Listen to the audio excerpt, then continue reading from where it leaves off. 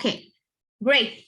So welcome everybody, as always, in our GIMI Think Tank session, which happens every week, Wednesdays at 9 a.m. EST time. This is a platform that we have created since COVID happened to bring innovators from all over the world together and to talk about cutting edge trends, innovative solutions, innovative state of the country, GIMI programs, how they are doing around the world and how they are solving challenges or social challenges in different countries, talking about innovation management tools and all these things that are related to innovation and using innovation to grow a company, to grow an institution, to grow an ecosystem. So as every week, we have an interesting and international speaker expert around a different industry, which is doing something related to innovation. This time we have Bradley Andrews, the president of Worley, which is a company basically located in UK and doing like work in Norway, Central Asia, and Eastern Europe. He will talk about the global trends and frontline insights from the European energy transition. Bradley is a professional with a Bachelor's of Science in Geophysics from University of Calgary and was an introduction from his professor, Bob Schultz. And basically he has completed many postgraduate studies, executive education programs. Right now he is in the leading role and the president role. He is taking care of data science, automation, technology arm of Worley, basically. And he's passionate about reinventing the future of projects and industry through energy transition and working with the communities to mitigate climate change risk and reach the goal of net zero and developing best practices in this regard. So Brad, the floor is yours. I would like to, I try to give an introduction of yours, but feel free to add what I missed and feel free to start with your speech. No, thank you and it's a great honor to be here. And you introduced me just fine. You know, when you look back on the introduction, you know, as we all are in society going through an energy transition, so is my company, and so am I. You know, growing up in Western Canada and starting off in oil and gas to predominantly now, after spending time in various parts around the world doing projects in probably 40 odd countries, I spend most of my time now on contemplating how we get projects, how we get them financed in the energy transition space. And I'll talk a bit about that, what we're doing today. So I'll share some slides. They'll be there as a kind of a thought starter, but I'm hoping to create a lot of time for questions, comments, and maybe a debate or two. Let's see if I can make this work. Someone can nod if you could see a acceleration and wave slides. Okay, so we'll move through this pretty quickly.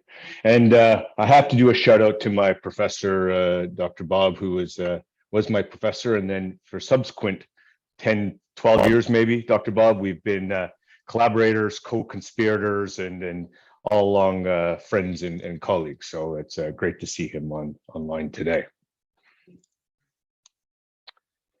Okay, so here's the tagline. If you're going to leave here with anything, and I'm going to talk about innovation, I'm going to talk about some of the things that you're interested in, but what I'm going to talk about mostly is around how do we actually, as society, physically put things on the ground that are going to reduce our impact to climate change, which is reducing carbon impact, energy transition to more cleaner forms of energy, and still give the world the energy and resources that humans need to continue to grow, continue to thrive, and continue to do it in a secure, sustainable way. But here's the tagline. If we want to build infrastructure in the old way, we have no chance. We have to reset our thinking about how we permit, fund, build, and operate physical plants. Because here's the conundrum.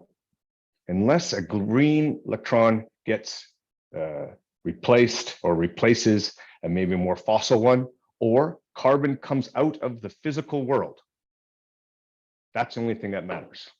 And so what we need to talk about is, it's great around funding, it's great around ideas, it's fantastic about technology, and society and policy is very important.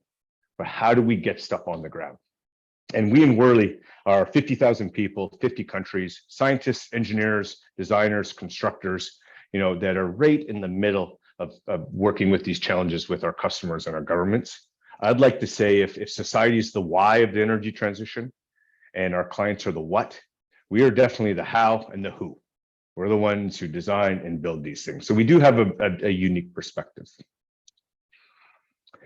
Just a plug for us, we're doing a lot of work with Princeton's University on ambition to reality. We're trying to do thought leadership pieces around how will this actually work on the ground and what has to happen in business, in finance, in society to make this work. If you have a chance, scan the code there or look us up. It's fantastic. 2 sets of pieces we've done with Princeton, Ambition to Reality. It's really putting meat on the bone around what exactly has to happen, more practical thinking and more shifts that have to occur. So I would encourage, if you have a chance, it's some great material that we've done with the Princeton University.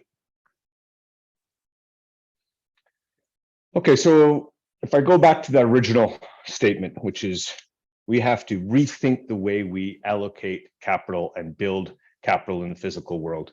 And our biggest contribution is Worley, because we're a professional services firm. It's the work we do for our customers and for the governments we work in. As we are trying to deliver a more sustainable world, it has to be in conjunction with our partners and with our customers.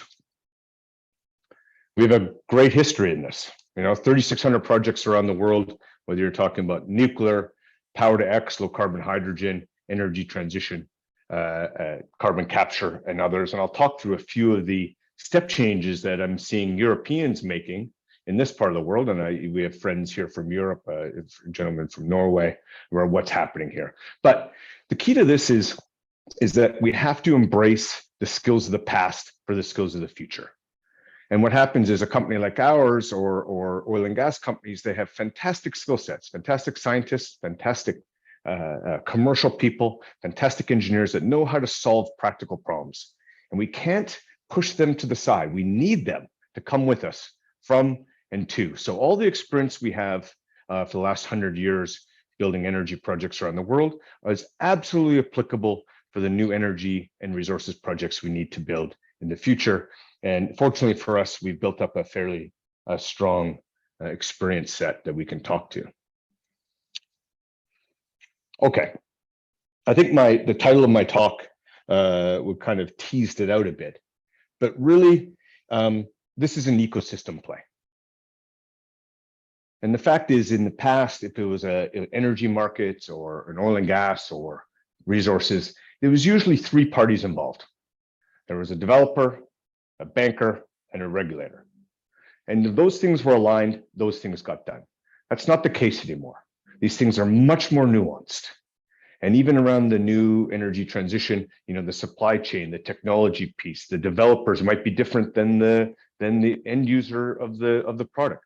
The communities and governments are key stakeholders in this. And in fact, in Europe, we'll talk about how that is really working in the form of subsidies, contracts for difference, and commercial models. And for people in the States, the new IRA is a big piece of what's going on there. And I'm really going to talk about 2 roles of finance, venture cap, which for people who are in the innovation space would be very familiar with how to get technology into the market, but more around how are we going to finance these projects that are maybe not quite bankable in the most traditional sense. They maybe have a different risk set. They have a lower IRR. They have a different window of return, and how the banks, the big funders, whether that's institutional banks, infrastructure banks, or commercial banks, are going to handle that. These all have to be put in. They all have to be accounted for us to have a shot at this. The second thing out is that we're seeing that these things have to play in waves. A lot of what I'm going to talk about today is first of a kind projects or largest of its kind projects. They're proof points. And so you can put yourself anywhere in the wheel. But if we really want to create a flywheel effect, we really want to create a wave. And if you think of yourself as a surfer, you can't catch a wave when the wave hits you. You have to accelerate ahead of the curve. You have to be moving with the momentum. These things all have to have this flywheel effect, whether that's policy or strategy, who's going to invest, where the subsidy is going to be, how we're actually going to build and operate these facilities. These things have to learn and innovate. The cost curve of these plants, whether it's carbon capture, green hydrogen, or like, are far in excess of what the fossil fuel equivalent is today. We've got to bring the cost curve down. We've done it with PV solar. We're doing it with offshore wind. We have to do it with more of the molecules. And then this piece that people are still not quite getting is the underlying strength of the capability across universities, across governments, across training, the local supply chain to make that work. And if you get that working again, then the policy and the strategy can go again. And these things have to, we're seeing them happen in waves. The first one happens, and then the second one happens. So we're seeing them come across a number of sustainability pathways. I'm going to talk about a couple today. But if you break them down into a few different things, you can see conventional energy. We're going to still need fossil fuel. There's no doubt about it, probably into the 2040, 2050 and beyond. We're going to have to decarbonize that industry with carbon capture and storage. We'll talk about that. Integrated gas, LNG, natural gas pipelines as a transitionary fuel is going to continue to be key as we go through this energy transition. We have low carbon energy, offshore wind, hydrogen are a couple. Chemicals and fuels is probably where we're seeing the greatest impact innovation. Sustainable aviation fuels, sustainable shipping fuels, and then the decarbonization of the normal chemicals and fuels business. And then finally, the resources that humans need, whether that's battery materials for EV, whether that's copper to underpin the electrification that we need to go through society, or the life minerals that we need to live and thrive. But what we're talking about here is these waves that occur in kind of factorial ways. So I'm going to talk about the first of a kind and the largest of its kind, but right on the back of it, there's going to be 2 more built and then 10 more built. And you can see here in Europe, you know, in carbon capture, we've already started to build on these waves. Successes have been made. Whereas maybe in life minerals, we're still at that's fertilizers, other things, we're very at the very edge. Hydrogen, sustainable fuels, again, we've got some proof points. We've built these things. We know how to do it. Now, how do we drive the cost curve down? Now, how do we scale, not only across Europe and the developed world, but in the developing world? So this is the kind of the way we look at it, which is how do you build off success? How do you get a proof point? And how do you innovate and scale exponentially, but also drive the cost down of these projects? Okay, let's talk about a few. The biggest carbon capture project in the earth is going on right now, about 200 miles north of me here in London. This is around bioenergy carbon capture. So this is the burning of wood chips and then grabbing the carbon emissions from the post-combustion of those wood chips. This company would probably call themselves as negative emissions, because not only is the carbon getting sucked into the trees, when we burn it, we're grabbing the carbon and sequestering it underground. So it's a massive proof point for these negative emissions. This plant is going to be the first. This is a converted coal plant into bioenergy. The first one's going to be in the UK. The second one's going to be in the States. The third one's probably going to be in Canada, and it will expand from that. The other thing I'm going to talk about is the cooperation that we're seeing around the world. So for this project, the Japanese, the Brits, and the Indians are all bringing technology to bear on this. And because this is an innovation kind of think tank, the innovation breakthrough here is scale. At this configuration, this is 4 million tons per annum of carbon a year. Nothing has ever been this built before. But once we built this one, then we'll be able to move on. So there's a good example of first of a kind at scale. Sustainable aviation fuels. Last week, if you're in Europe, you would have saw Rolls-Royce coming out with a hydrogen engine for planes. They're talking about electric engines for planes. But if we want to continue to use the infrastructure we have in the aviation industry today, we need to build aviation fuels. This is about 1 million tons of waste. This is municipal waste, turning it into sustainable aviation fuels and green naphtha, about 3,000 barrels a day. This will be the biggest sustainable aviation plant in the world. And it'll make fuel that has 80% less greenhouse gas emissions. I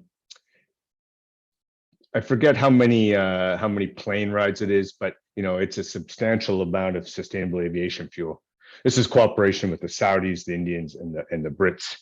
The breakthrough here is technology configuration. There's 7 different parts of technology in this process. Each one of them has been proven at scale in isolation, but never has this configuration been put together. You're looking at gasifiers, you're looking at reformers, you're looking at all these different pieces that need to be put in place, all in its own right. Very trusted, known technology. Fischer-Tropsch for engineers have been around for 90 years. So it's about now, how do you configure these technology in with a feedstock that's variable to try to get a sustainable aviation fuel? Floating offshore wind, my friend from Oslo, I'm in Norway, usually every couple times a month.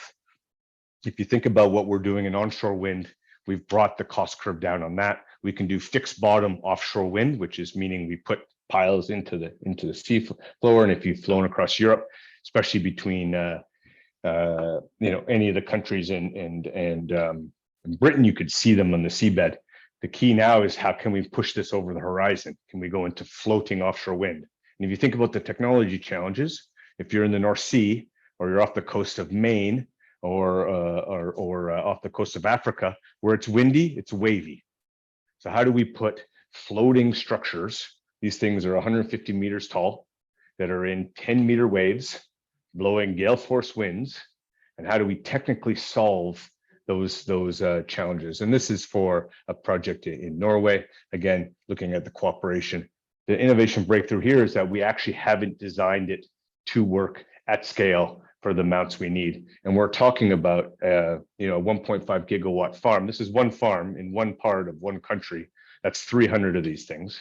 And from the scale, you can't really tell, but if you look at the yellow kind of 3 tripods, the cross beam is 100 meters long, and that diameter of that pipe is 10 meters wide. So just put into mind how big these things are when they're sitting out in the middle of the ocean. We can't just do things unilaterally. We're talking about industrial carbonization here in the UK. We're talking about an entire decarbonizing industrial cluster. So the whole thing, refining, all the things. So how do we do carbon capture? How do we make green hydrogen as a feedstock? How do we abate these harder to abate industries, whether it's cement, whether that's steel? I'm actually taking some of the byproduct and moving it into products for EV batteries. And what we're looking at here in the innovation is really around, how do multi-parties come together to actually decarbonize? Some of these clusters have probably 50, 60 companies in there, and they all have their own targets. But how do they do it in a responsive way? And then finally, the EV batteries. Most of the EV batteries in the world are made in China, the big gigafactories. We're starting to make some in North America, but Europe is going big. This is in Sweden. And these are going to be green EV batteries. So the least carbon intensive EV batteries for cars in the world. And in fact, with the recycling, it actually turns into essentially a carbon-free EV battery. Now, we're going to have lots of issues when we make EV batteries with the resources, copper, lithium, cobalt, and others on the mining side, but at least on the production of these EV batteries, we're moving in the right direction. This is the largest and greenest gigafactory being contemplated in the world right now in northern Sweden. And just the scale of the design, these buildings are in northern Sweden, 400 meters long, 150 meters wide. Just put things in context of how big these facilities are. Okay, so just a couple more things, and then we'll open up for discussion. So what were the things that we're seeing, not only here in Europe, but in other places in the world, to accelerate these energy transition and this move to more sustainability? The first one is the attitude of and, not or. And this is really critical, because what happens is people are like, well, it has to be nuclear. No, not nuclear, it has to be hydrogen. No, not hydrogen, it has to be carbon capture. No, not carbon capture, it has to be electrification. No, electrification can't work, it has to be something else. The fact is that all the numbers are telling us it's an and if we have any hope to try to get to our net zero commitments. And not only that, all the ands have to be at world pace, world scale, never contemplated before. And so I get one of the frustrations we have when we work across lots of different industries is every advocating for their industry, knowing full well that there's enough capital There will be enough capital out there, and we need all these solutions. So first thing is an accelerant of and not or, and be careful we're not getting into the trap of lobbyists driving their own biased solution rather than, hey, what we're really trying to do here is get carbon out of the air, get electricity into the grid, get clean fuels out there. That's the first one. The second one, governments have a key role in this. And I spend a lot of time talking to government, both in the infrastructure bank side and in the elected official side. It's up to governments. They have to start to shape the markets, not creating winners and losers. That's not, governments aren't really made to do that, but shaping markets that create certainty, which allows for investment, whether that's in a subsidy profile, whether that's in a contract for difference, maybe that's in a taxation, and competition. And a perfect example of this is in the UK for offshore wind. You know, they started off with contract for difference, meaning they were going to pay the difference of the wind power versus the toll charge.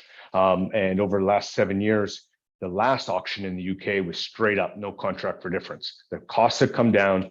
The levelized cost of energy is met with the fossil, and therefore it was straight competition for those leases. We're seeing the same thing off the coast of New York. That's what the governments are here to do, help us shape these markets so it creates investment and it creates competition. That's how we're going to make this work. And finally, I touched on it before, but it's critical. You know, my grandfather told me when I was growing up in Western Canada, and from an early age, they knew that I was probably destined to not stick around the family ranch and go and do stuff in the world. But he said to me, son, never forget where you're from. You're going to need it where you're going to. And I think the same lesson holds for us in the energy transition. We cannot shun the traditional industrialists. They're the ones that have the assets. They have the money, they have the political clout, and they have the impetus not to change if we push them to the side. So we have I work with new energy companies, venture-backed. I work with the more traditional BP, Shells, Exxons of the world. It's cooperation between those. How do we get the new, innovative, fast thinking of a new entrant that's maybe a digital native and an energy transition native, but bring along the traditional industrialists with us. Now, they have to come along for the journey. And, you know, I can say in lots of cases, they haven't, you know, maybe covered themselves in glory with some of their denial, but we still need to bridge those two because it's the two of them together. One's with the expertise and the capital, one's with the ideas and the innovation. We couple those together, we have a good chance. Okay, it's not all roses. There's still many counter forces that still prevail for us here in Europe. Planning and permitting remains a real challenge for us. You know, I was speaking to members of the EU, and they were talking about competing with each other. And I said, the real competition for you is the Saudis and the Emiratis and the Omanis, where they can permit stuff in days. They have fantastic access to capital. They have deserts and sun. You know, around something like hydrogen, you know, they'll be able to move that. So how do you keep pace with the planning and permitting? Also, you know, adhering to the laws and of some of the democratic Western societies. That's still an issue. There's work done by the Energy Transitions Commission, others working with governments. How do we speed up planning? How do we speed up permitting? This is probably the biggest one. There's a gap between finance and project funding. So, you know, you talk to any banker in the world, and if some of you on the call, you're saying money isn't an option. There's 3 trillion, 4 trillion, you know, numbers that are just astronomical, sitting ready to invest. And if you think of it as a funnel, there's a lot of money sitting here. But if you think of project finance as the end of the funnel that goes into a project and it's getting blocked. And they're going, banks are going, I talk to them every day, give us bankable projects. And we're going, what does it mean to be bankable for you now? And they're going, well, I want my 15% IRR. I want lump sum turnkey costs being driven down to the supplier. I want take or pay agreements. And we're going, well, that's bankable in the old sense. But if you're going to ask for that, nothing will be bankable. So there's still a gap. If you're talking about a first of a kind plant, I remember I mentioned that sustainable aviation fuel plant. Who's going to take the risk of a first of a kind? That it's going to work, that it's going to work on time, that it's going to work at the cost of building that was done. The banks aren't, the developers really can't, the O&M, the technology partners aren't big enough. Companies like ours don't have a balance sheet. So where's the gap going to get filled? And we're hoping that government infrastructure banks and other places can come in and kind of pick that wedge. But there's still a wedge of risk that we haven't quite solved for what we need to. And when you go to places in the developing world where cost of capital is even increased, that exacerbates the problem, especially on projects like renewables, where they have a high capex and low opex versus more traditional fossil fuel power, which is lower capex and obviously higher opex. So that's a gap. Demand side constraints. You know, we've had announcements from everybody about green hydrogen. There's no demand for green hydrogen right now. There's no market for it. And yes, we could argue from an economist perspective that supply will dictate demand, but right now, where's that hydrogen going to go? And we can convert it into things like ammonia. We can convert it into things like e-methanol. But again, we've got to move this extra green energy into hydrogen, into some of these products that are actually going to be usable, viable, fungible, viable by the public. So there's still demand side constraints. Geopolitical uncertainty. You know, everything had a plan until, you know, last February, and Mr. Putin decided to do what he did in Ukraine, and it threw everything over an edge. So now all of a sudden, you know, the Germans, they were looking to shut down their nuclear plants, are looking to extend them, and all of a sudden burning coal again. You know, supply is a big issue. And I could tell you, no matter what happens, if people around the world in a democratic society, things will shift if people can't heat their homes and get their kids to school. It will, the 50 years from now, energy transition sacrifice doesn't work unless we get energy to the people in a certain way. So geopolitical, for people in the States, you've just gone through a recent midterms. This will constantly be challenging, especially the Western world in the OECD.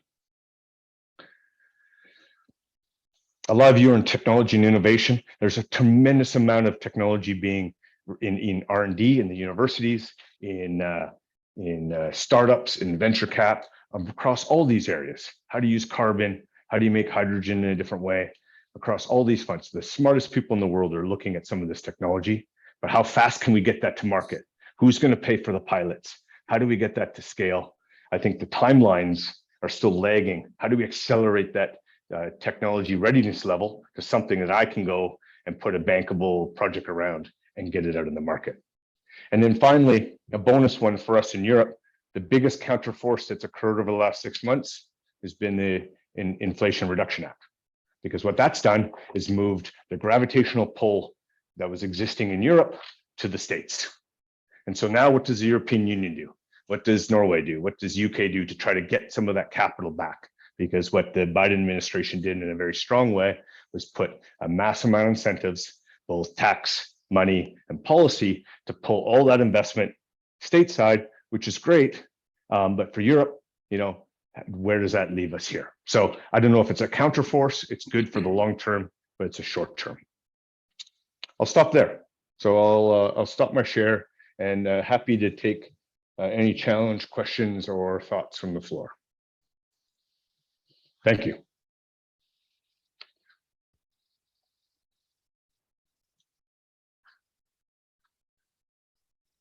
Hitendra, You're on mute, sir. you're on mute.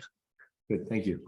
Brad, thank you. What a great presentation. It gives a good view of where we're going and how complex the situation is and requires this ecosystem to make things happen. Let's begin with the provocation. You said it takes an ecosystem to make this thing move, and there's the power of and in here. It's not anyone thinking in the and side. We are very much people who've been trained to think in ors. We are or thinkers. Michael Porter unfortunately taught everybody you must do this or this, and we got stuck with that strategy. And Michael was probably wrong in terms of down that path. But the end is the things. That's how we innovate. That's how we collaborate and all that. So in this ecosystem, there are so many players. There has to be an adult in the room, an adult who says, let's take a charge. Let's all get together in one room and make it happen.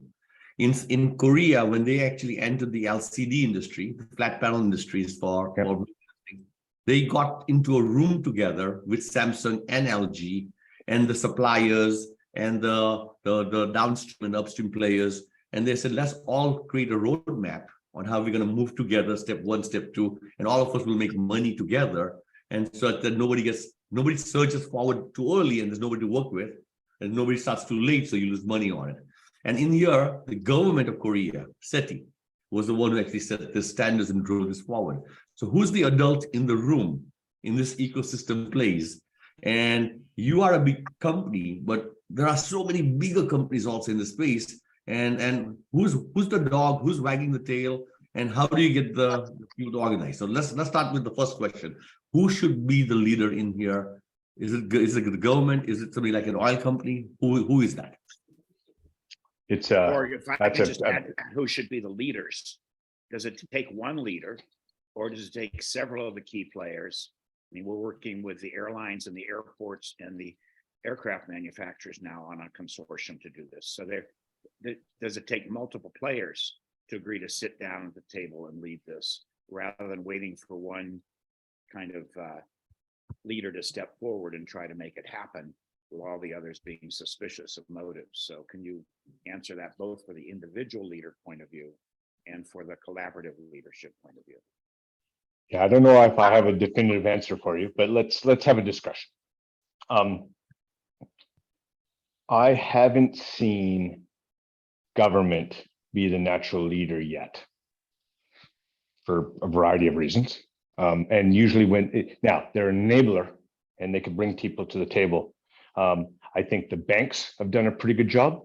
I think the insurance companies have had a pretty good job in this, trying to drive it, but they're not the enablers. I think, Ronald, what you said is it's the incumbents that are looking to somehow keep their place in this new world, especially if they're a transitionary company, like you said, in the airlines. As always, the people who are the best people to drive it are the people who have the most to win or lose from it. And if they have the right, attitude, and the airlines have done a pretty good job, although they've kind of bifurcated themselves in these little, much like their little, air miles programs, they've bifurcated, that's fine. I think the energy companies, the BPs, the Shells, the Totals, and on the energy side have really started to put their foot in the ground. And then these new entrants, you're seeing in the hydrogen space, these Copenhagen Investment Partners, Fortescue Future Industries, Zero, these others who have come in, ex-industrialists with venture money, with a new idea, bringing in a few things. So there's no right or wrong answer to this.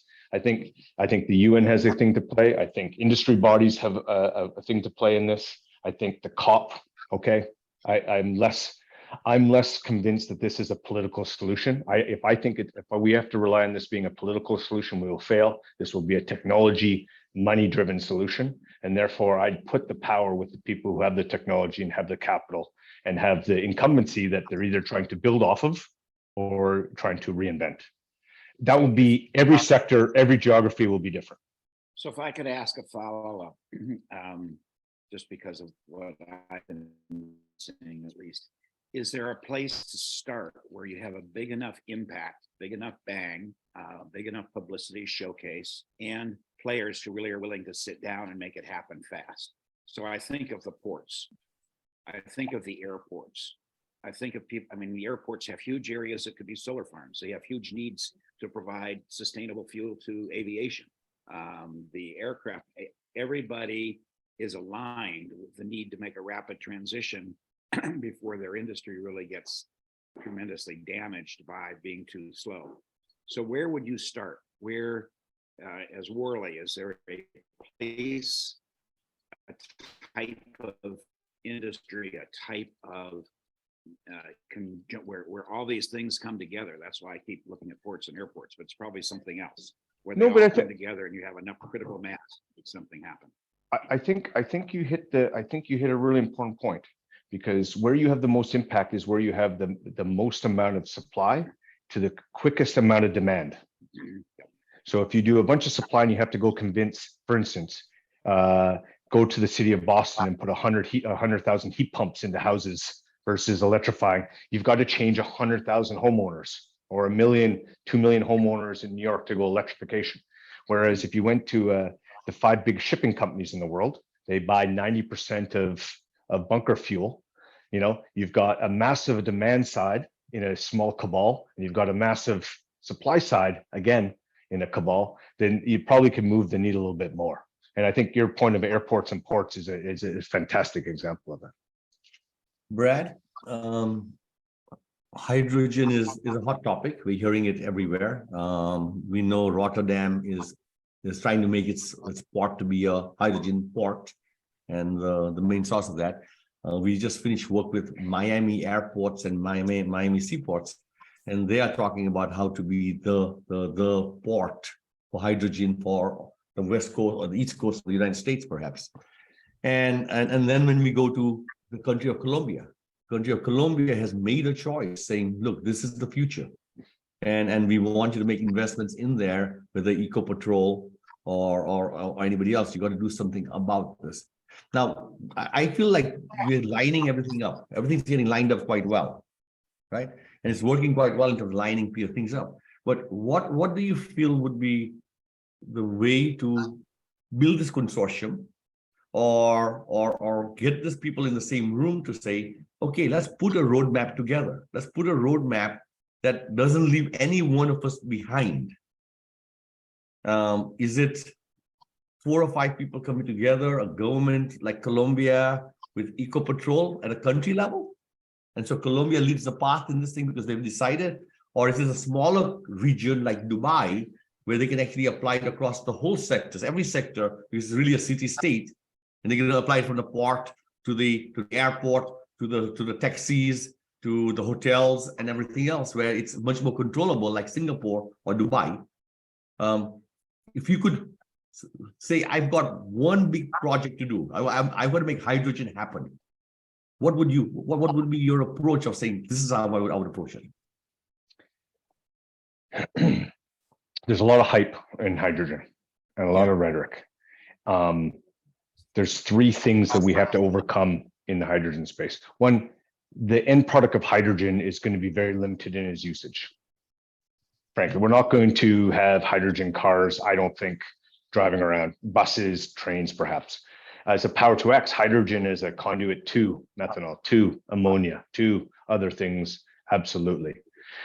So that's the first one. How do you understand? And all these, what you talked about, those are intermediaries.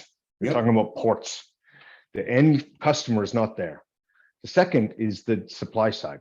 2 major factors where you need cheap electricity and you have space is in probably the areas of the world that are less developed. And so how do you open up places like Namibia? How do you open up North Africa? Okay, Saudi, Dubai is a little bit different. The biggest constraint in hydrogen is electrolyzer supply. That is the constraint of the world. So if anybody wanted to solve the hydrogen, I think everybody's looking at being the hydrogen hub, and they sign a lot of MOUs. I get a lot of MOUs being signed in this world, and they go and they shake hands. There's not enough. Electrolyzers, remember, are 80-year-old technology. And now the manufacturers are like, okay, we'll big gigafactories, but the supply of electrolyzers and new technology around electrification or electrolyzation of hydrogen, electrolysis of hydrogen, sorry, that is going to be the constraint. So I know these hub countries want to be the intermediary, but someone could really, really get after the electrolyzer supply. And I think Germany is going to think about it. I think the States are going to think about it. And then who is going to be the end user of this molecule? Are we going to convert it back to something else, electricity later on, and then do that? So I think what's happening now, it's the deal makers are the ones making the MOUs agenda. And now I think we need who's going to take all that and do something with it on the output side, and how are we going to get the input side? Because the MOUs and the promises are far outreaching our ability to deliver those from the supply side. Very clear. Thank you for that. While I'm asking questions, people are listening in. Please feel free to put your hand up, and we'll call out your questions so we can involve you inside here also, so we can watch the hands going up. Feel free to ask questions to Brad. It's a gift that we have him here, and he can tell you the answer without you doing any research. So this is really a fast way to learn. Brad, what are the things we are trying to help with in GIMI is create an ecosystem of business school students who should get excited about this region space, right? And seeing careers being developed in that space for themselves. we're exciting PhD students to also think about what they could do in terms of working. And usually we are in the innovation space, not so much on the startup space, right? So we try and encourage people to think on how they can actually enable a Philips or a Shell or somebody else to be able to do something going forward. It's a competition of the end, but the end is supposed to be collaborative. If you could go to rank what's gonna the cycle of what's gonna start being accepted first, second, third, or will start taking percentage market share, how would you look at the market share today across the different types of energy sources? And therefore people can maybe start choosing in a 3-year horizon, 5-year horizon, or 10-year horizon, how to make their bets. So yeah. I hope the question was clear. Yeah, no, I think it is. There's clear winners now.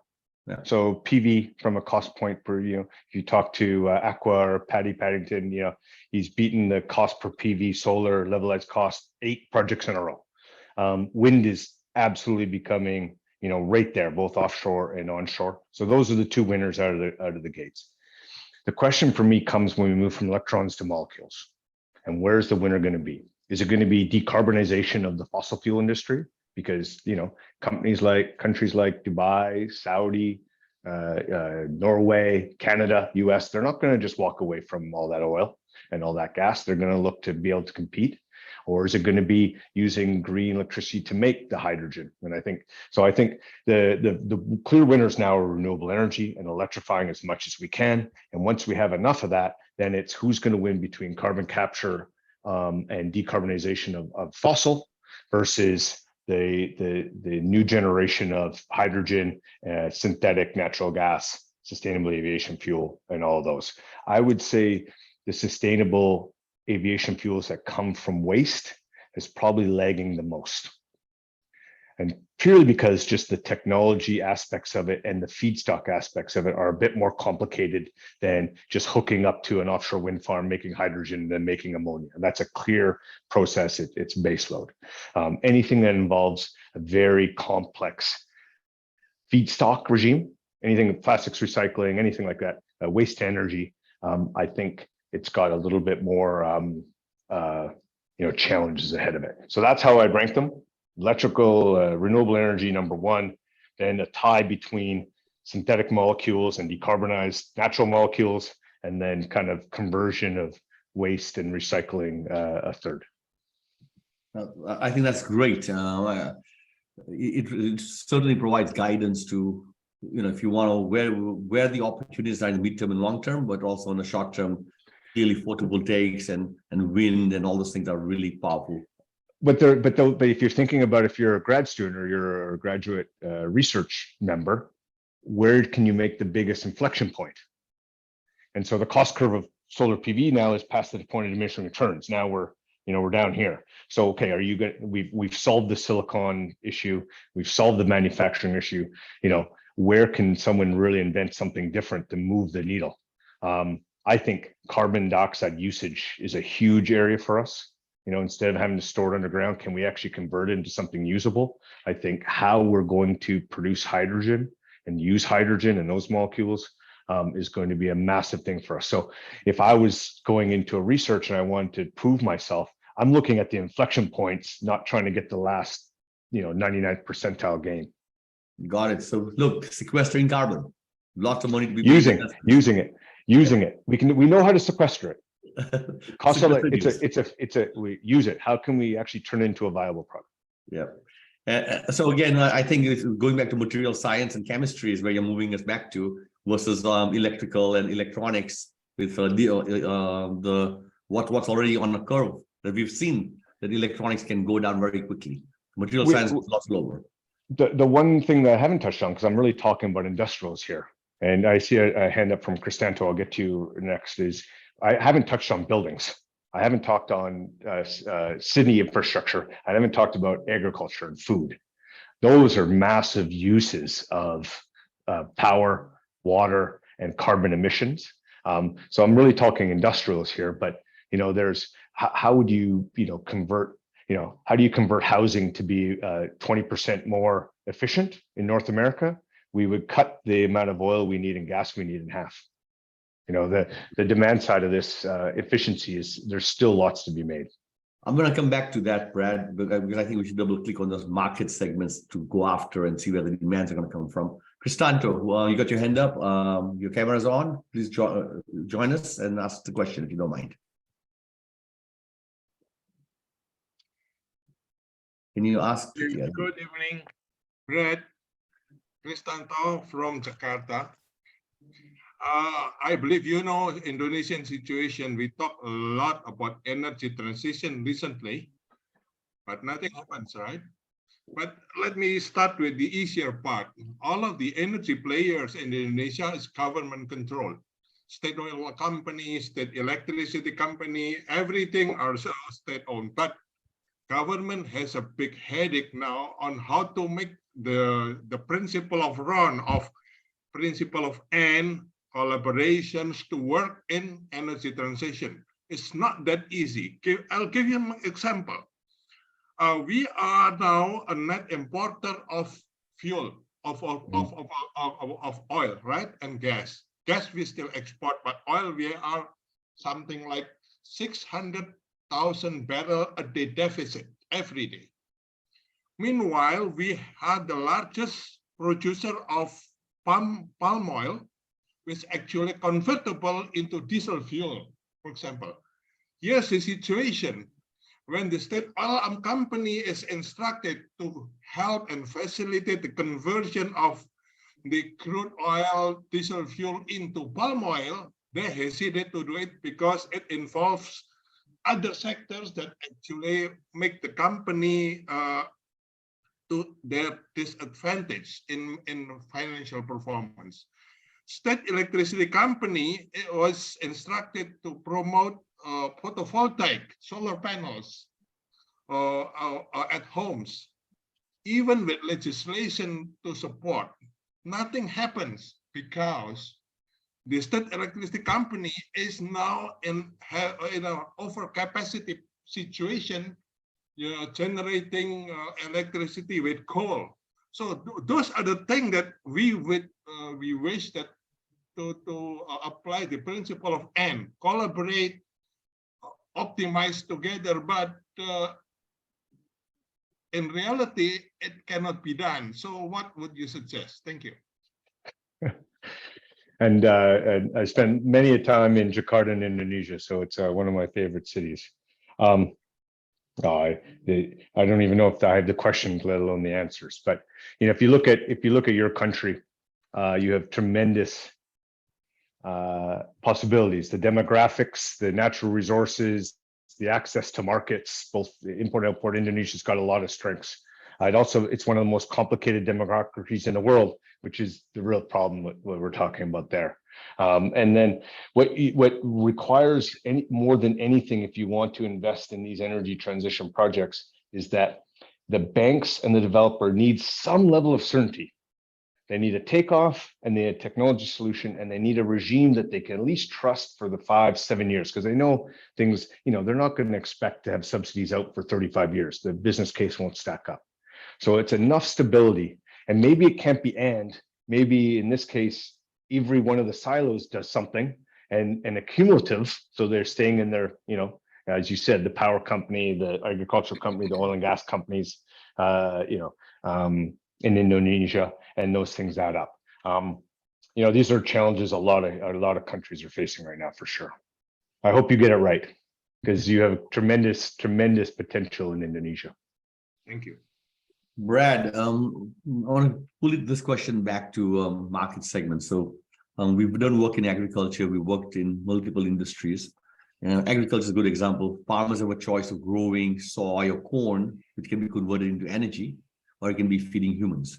And to produce the food or whatever, you need sunlight, but you also have to get water to it, and that's energy. You got to get fertilizer and pesticides. That's a whole industry which uses energy. So ultimately, the price of food and the price of everything is just energy. And the hypothesis is, as the energy comes from the sun at some point, that energy cost should go to zero. Yep. And if the cost goes down to zero, now we can do a lot more with what we're trying to do. And we can even use more energy in the future without actually burdening any part of our ecosystems and all that. So this is it's a provocation. Do you see the price of energy over time actually going towards zero for the consumers? And as a result, the cost of everything that we produce going down because energy is the biggest input in the production of cement or the production of food or the production of anything else that we do? In theory, yes, but there'll be, there's always inefficiencies in the market and the cost of capital has to be recovered. So, but effectively it could be. I think what we have before I came to UK, I was in the States, we built a lot of biodiesel plants and those are mostly on soybeans, but not dissimilar.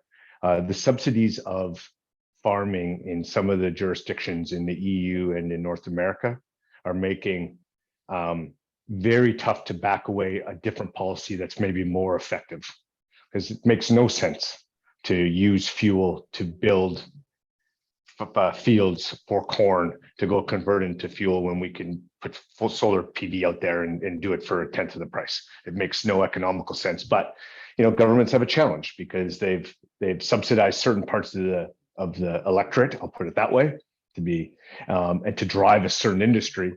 And it's very tough. Mostly industry bodies don't like their subsidies being taken away from them. And so now what do? Over time, you'd hope with at least a semi-playing field from a policy perspective that capitalism and entrepreneurialism will win out. But I think there's still some headwinds in the Midwest and the States. They'll have to overcome that. Very good. No, that's very. I think that's a good point in terms of how things are lasting. Ron, you have a question? Go ahead. So I'm going back to some of the comments that we made at the early part. I wonder if, as a starting point, you don't pick an area, a cluster, whatever you want to call it, where there are far fewer players. And that's why I go back to ports and airports. All you have to do is get the airlines, the airports who have a shitload of land and want to make money off the land with more than just more runways. You have the airlines wanting to have a reliable source of fuel on site where all their planes can be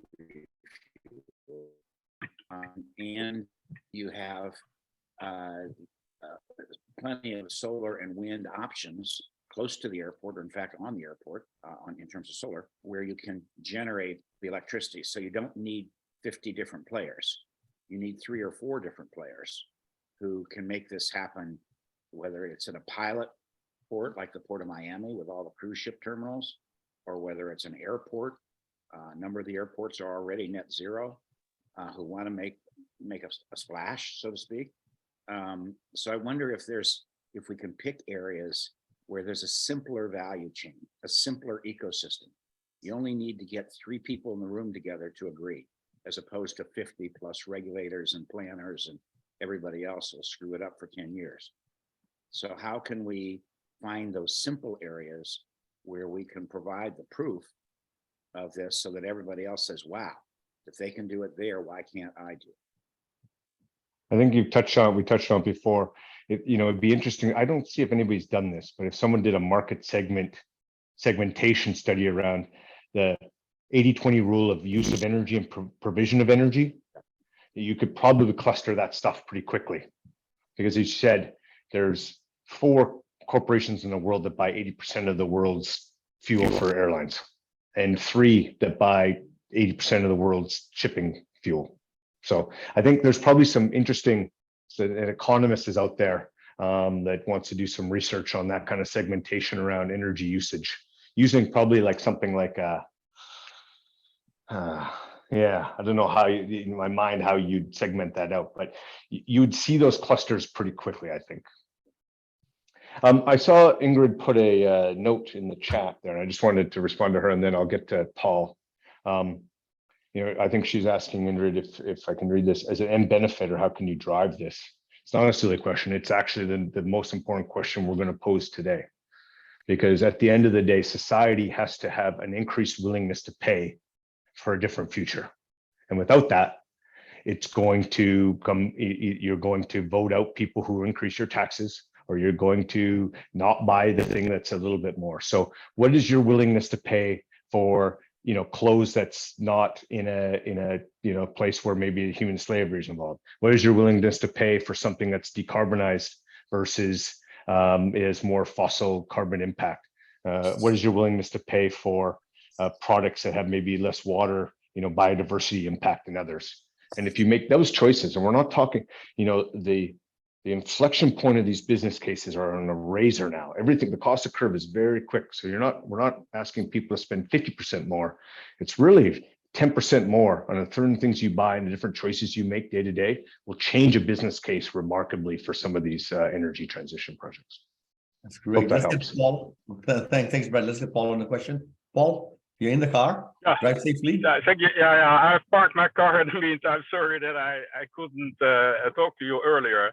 It was very impressive, the presentation, and Worley is, as you know, for a long-term partner of DII in Dubai, and we are a group of 90 companies, and we are pushing actually for a no-emission energy picture or market in North Africa, Middle East, and Turkey. And that also brings me to one of these points of leadership and the point of what drives the market. And we cannot underline enough that the real push for a market to put people in motion is a price for carbon emissions. As long as it's still free, everyone can destroy our earth for free and only have to pay. Some countries have a penalty, others don't. As long as we have that situation, it's very difficult, but there's no real driver. So then you have at a lower level, you have to do as good as you can something. And we talked about it. You did an outstanding presentation in showing a lot of pragmatic and practical solutions in the markets, on generation, on energy, on conversion to molecules, on transmission, storage, and also flexible demands. And trade systems. But I think the most important thing is a sort of emission trade system or a cap on emissions worldwide, globally. As long as we don't have that, everything is a second level. And then about leadership, I think there was a little bit discussion about leadership. And I would say we need leadership across the board. Everyone should be a leader at its own level. Of course, at the global levels, I would say the political arena is the most important to set this penalty on emissions. I think the only thing they should do, or what we need worldwide, is a cap on emissions or a penalty on emissions, so that it becomes an economic factor in the market. And once we have this, and the second point is give also renewables a premium. By trading guarantees of origin, it gets you create a supply and demand market in which renewable energy gets a premium, so that people differentiate. Also, the customer can have a selection like or obligation to buy renewables or green. But on the level of solutions, I mean, there are thousands and thousands of millions of solutions in the market, and I mean, we can talk endlessly. I have heard a lot of good ones, and hydrogen is only one part of it, by the way. And you're right; it is about the energy carriers, hydrogen-based or carbon-based. Carbon is also not a problem as such, as long as we always capture this carbon emissions or the emissions or reuse it, recycling of carbon. I think, yeah, that was from my side. Again, was a super presentation. It's a pity that we are not physically together, then we could have a drink as well. That's also important. Well, that's fine. Well, someday we'll find each other in the same town.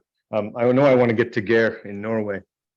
People are paying for premium on energy right now, and I came from Texas. You can pay more to get clean in Norway and UK. We do the same. I agree with you on a global emissions standard for carbon is the most efficient way of doing it. I just believe politically it's unpalatable.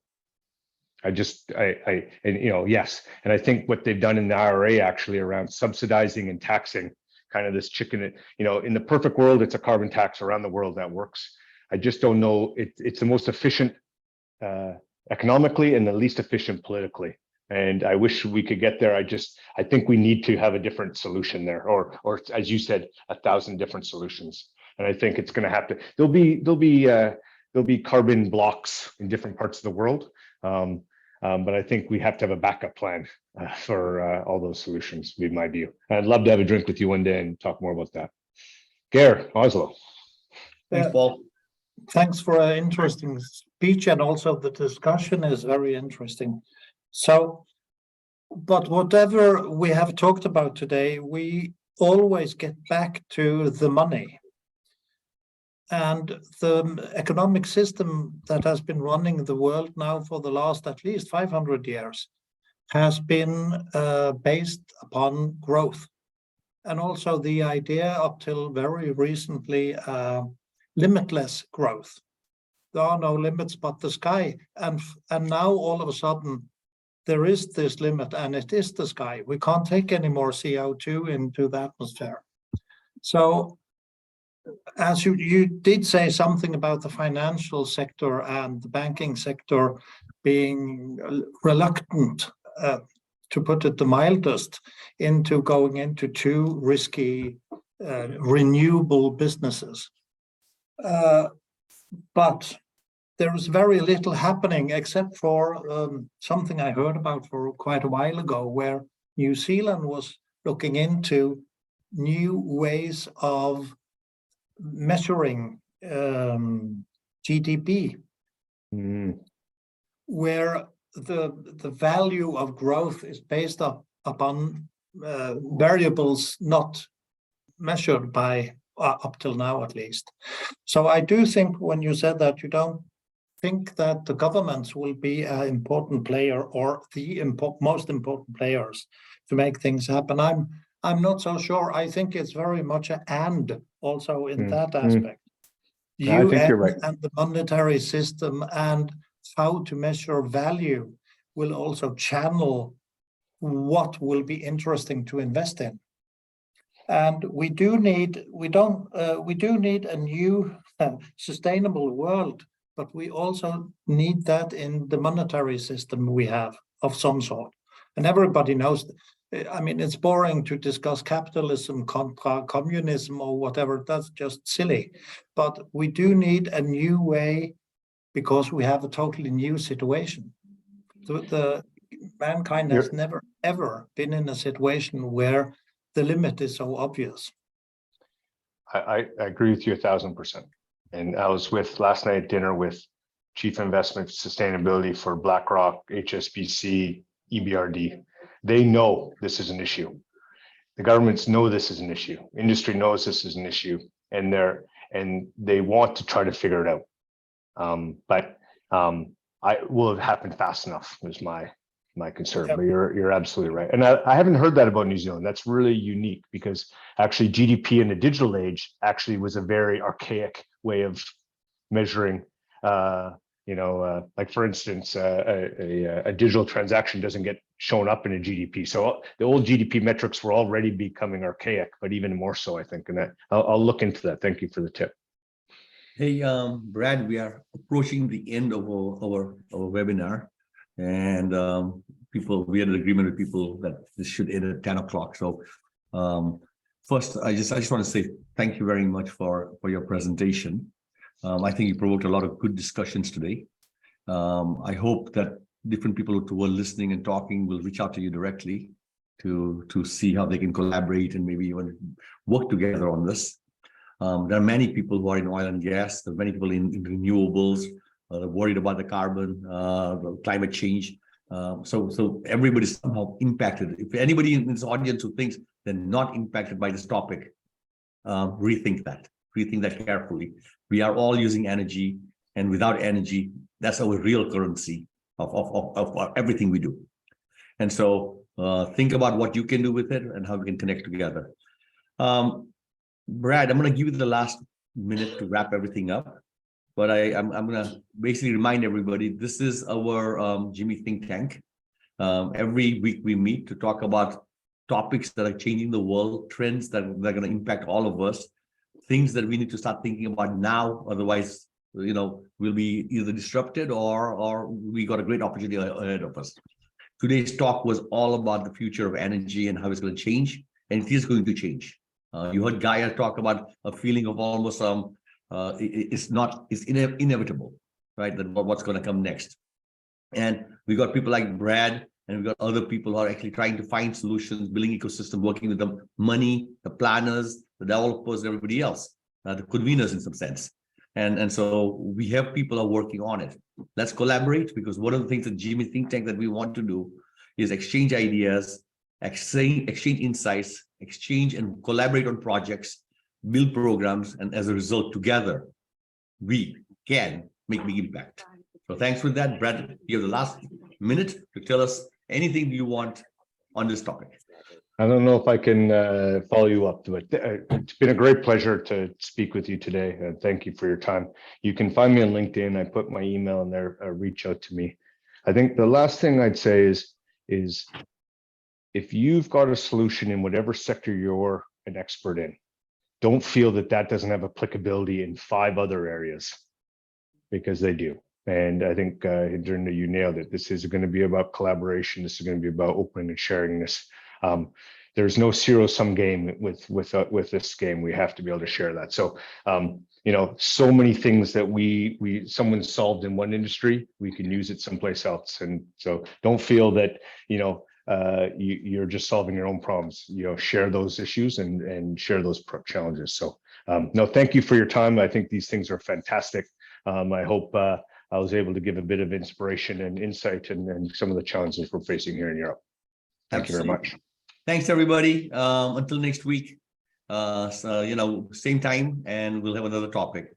For those who are still interested in talking about this thing, we'll stay online and continue talking, but we'll stop broadcasting now. Thank you.